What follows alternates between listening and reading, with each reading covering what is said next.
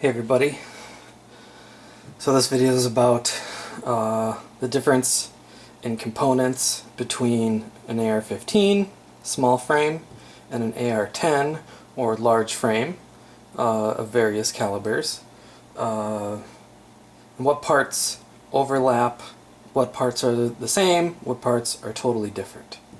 So yeah, let's get right into it. And you should know that there is a mil-spec standard for AR-15s, but there is no mil-spec standard for AR-10s, or AR-308, or whatever. We'll just call it large frame. So, because there is no mil-spec standard, it's a really good idea to... It doesn't mean an upper and a lower from a different manufacturer won't fit together, but to get a good fitment, it is a good idea to use the same manufacturer for your upper receiver and your lower receiver. So let's start with the upper receiver. So hopefully some of this is totally obvious, but for large frame AR you need totally different upper receiver. You know, various calibers, 308, 6.5 Creedmoor are the most popular. I am going with 308 due to barrel life. 6.5 Creedmoor doesn't have as good barrel life. So anyway, let's start with the upper. Obviously you need a large frame upper receiver. They're not the same as the AR-15. Next part of the upper, very important part, the barrel. Here I have a Criterion 308 chrome line barrel. So yeah, obviously different caliber, different barrel than an AR-15. Let's see, what's next? Gas tube. Gas tube is the same. So just make sure you pick the right gas length. Mine is for rifle length gas system. So rifle length gas tube, but same gas tube as an AR-15 large frame AR. Another part that is the same is the gas block. You just got to make sure you're getting the right size for your barrel. And another thing is for large frame ARs, it is fairly important to use an adjustable gas block. For tuning purposes, it is much more important to tune a large frame AR than it is on an AR-15, because it's fairly common to have issues. So having an adjustable gas block is one of those ways that you can tune your rifle to make sure it's running right. Locks back on the last round, stuff like that. And sometimes they'll say right on there AR-15 and AR-10. What else? Bigger bullet. Gonna need a bigger muzzle device. I have a silencer co here. So make sure the threads are right and the caliber is right. However, if you were, say, building an AR-15 and 300 blackout, which is 30 caliber, then you would want this. But for large frame, so definitely do not be using 223 muzzle devices. It wouldn't thread anyway. Okay, and then what do we got next for the upper? This is hopefully very obvious, but look at the size. Look at that size and the difference between, this is a JP full mass carrier, and then we got an F1 Firearms AR-15. And just look at that size difference. Let's line them up here. Look at pretty significant difference. So totally different bulk carrier group. No similarities there. Totally different parts. Put that to the side. Next, same deal. Charging handle. You got a way bigger bolt, so definitely a bigger charging handle. Here's the Geisley Airborne for AR-15. So you got like a solid inch there. But I like Geisley charging handles, so that's what I got for my build. And yeah, I think that's about it for the upper. So, you know, if you want to use some backup iron sights, those would be the same. Optic, it's probably going to be the kind of rifle that you're going to want to optic, so get something that's going to suit your needs. But yeah, that about takes care of the upper. Let's move on to the lower. Lower receiver, totally different. Magazine well, way huger. So I have an Aero M5 to match my Aero M5 upper. Because it is a very good idea on a large frame AR to have your upper and lower be the same manufacturer. Okay, what's next? So let's do something that is similar. Grip. Same grip, so get whatever you want. I like the grip angle of the K2. I do not like, however, the K2 Plus. I do not like the Magpul rubber. I find it kind of slippery when your hands get sweaty. What would be awesome is if Hogue Grips made a grip with this grip angle, but still had their over molded rubber that Hogues are famous for, and I find them to get kind of sticky. Stickier for a better grip, actually, if your hands are sweaty or something. So grip is the same, you can get whatever you want. Alright, then the stock. The stock, you basically can use whatever you want, but so your stock is going to dictate what buffer you use. I'm going to be using, this is just your regular AR-15 standard carbine length buffer tube. So then what goes inside, buffer spring and buffer, that's going to be how you're tuning. I'm going to insert a picture into this video with the different buffer tube lengths and some options for springs, but there's more than one way to skin a cat, so different combinations are going to work. There's multiple right ways to do it, and there's multiple wrong ways to do it. But you got to make sure, you know, your stock has got to match your buffer tube. They got to be compatible with each other. But it's also, other than the adjustable gas block, how you tune an AR-10. So you need to make sure that you have the right spring length and strength, as well as the correct buffer size and buffer weight. There is kind of an easier anyway shortcut to avoid having to, you know, I gotta tune this thing, what buffer weight and spring strength and whatever am I gonna use. I'm sort of taking a little bit of a shortcut, which is to use a JP large frame silent capture system. And the beauty about this is that it's going to go with my JP bull carrier group anyway. But the beauty of this is that it will work for whatever buffer tube that you're using. So let's say you're using a rifle length buffer tube, then you pop this in here and it's just a spacer to take up that extra space. And then if you're using that slightly longer A5 carbine buffer tube, then there's this little spacer right here in your extra parts with your different spring strengths. So when you're tuning your gun, your rifle, you know, you can mess around with the spring strengths. And then it does come disassembled. I did not disassemble it, it comes that way. But I got the H2 for shooting suppressed.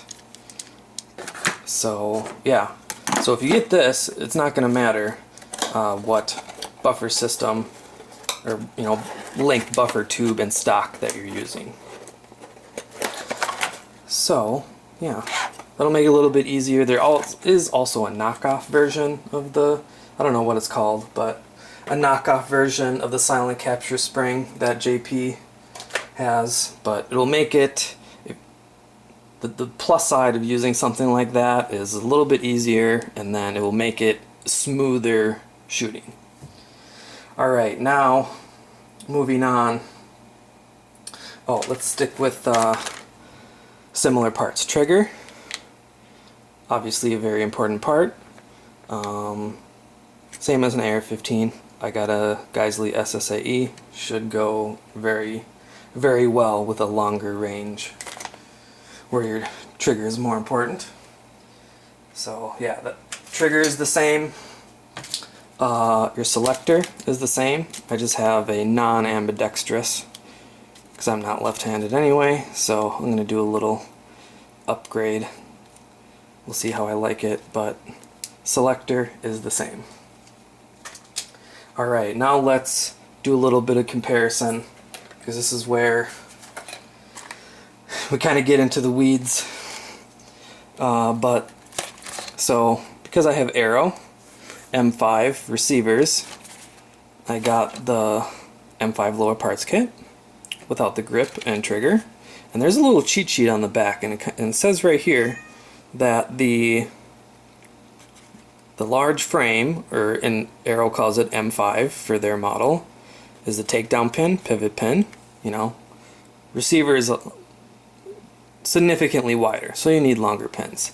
The bolt catch, and then extended magazine button, and then everything else is basically the same.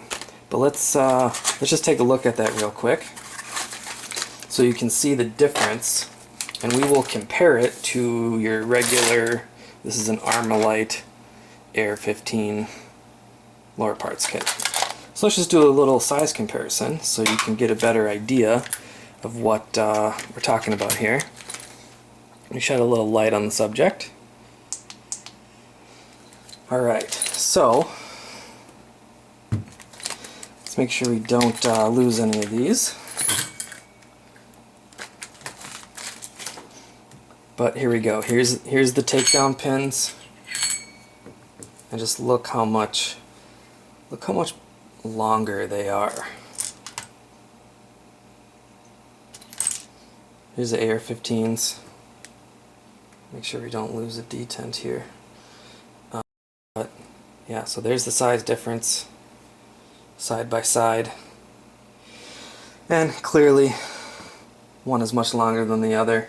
So let's say you don't want to use kind of the standard, not very fancy, and you want kind of an upgrade. I got the Battle Arms Development.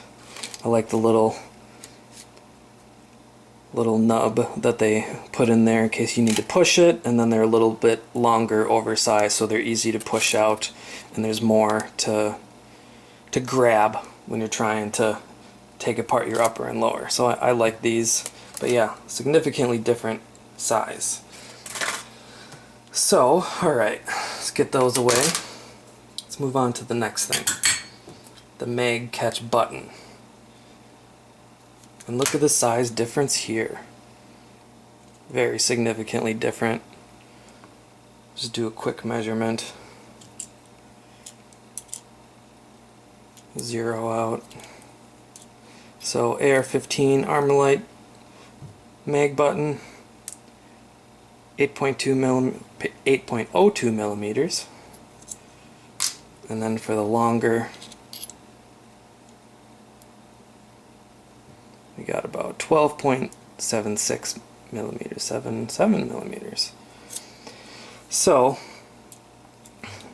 you know, large frame AR receiver is going to be wider, you need a longer button. So then that begs the question then, what about the mag catch? Are they the same? Now according to the box, it says that they are, because that's not one of the M5 large frame parts listed. So let's just see if these are the same, and they're really close, aren't they? They look identical. So the mag catch, safe to say, is the same. Aero says they are anyway. Now the problem that I've heard, I have not confirmed this because I haven't assembled yet, but the complaint and I don't know about other manufacturers, but for the Aero M5 parts kit, is what happens is when you go to assemble and you put it together, normally an AR-15 button is going to thread on more flush, you know, maybe slightly recessed, something like that. But I've heard some complaints that on the Aero M5, that despite the button being so much longer, when you get it fully assembled and working, that it's kind of recessed in there like that, and so it's not fully threaded. So it'd be nice if you know, maybe you can get an Armalite one or something that is longer, but it would be nice if Aero or anyone making large frame parts, mag catches, would just make this like a 1/4 inch or whatever longer, so that it can be seated more flush and be taking advantage of all the threading, you know, so it was more like that rather than recessed. Now, does it mean that it won't work? No, it works, but just for peace of mind, you know, I'm sure there's a lot of people that would love it flush rather than recessed. So it'd be nice if they made a little bit longer of a bolt catch, but what can you do? Alright, and then what else did they say? The bolt catch. So here's your Armalite bolt catch, and then here is the M5 bolt catch. And just look at that size difference. Very, very significant size difference there. So you got to imagine that this much more massive bolt carrier group is, you know, so it's in there like that, and it's locking back on the last round, and this is a lot of mass hitting this part, being pushed by the buffer spring. So what I've heard in my research is that some people will not know that there's such a significant difference in the bolt catch, and they will accidentally use an AR-15 bolt catch, or maybe they want something fancier, so they go and, oh, I want to use the Geisley Maritime bolt catch. But that's only for an AR-15. And so whether they'll be using an AR-15 bolt catch and they'll manage to get it installed, because it'll install the same, and it might even function, it might even be functional. But then what's going to happen over time is that this massive bolt carrier group is going to be hitting this, and eventually it's just going to break. And it's just going to break, you know, this at the thin area right there. You can see how much wider it is right there. At that weak point, it's a lot thicker. So do not be using AR-15 bolt catches in your AR-10 large frame AR. So anyway, I think that's it. I think we covered everything. So yeah, make sure you're using the right lower parts kit, but the trigger is still the same. I guess all the, surprisingly, the detents and the springs are the same. So anyway, I hope, I'm looking forward to putting this all together, and I will shoot some footage on that and put a video up about that when that happens. But yeah, I hope that I could be helpful. Hopefully this isn't too long, but anyway, I hope you learn something, and so you don't make any kind of rookie mistakes when you're putting together, you know, because for some people it might be kind of intimidating to do an AR-10 build because there's not that mil-spec standard, and you really kind of have to do your research and know what's going to work, what's the same, what's different. So anyway, thank you for watching. Catch you next time.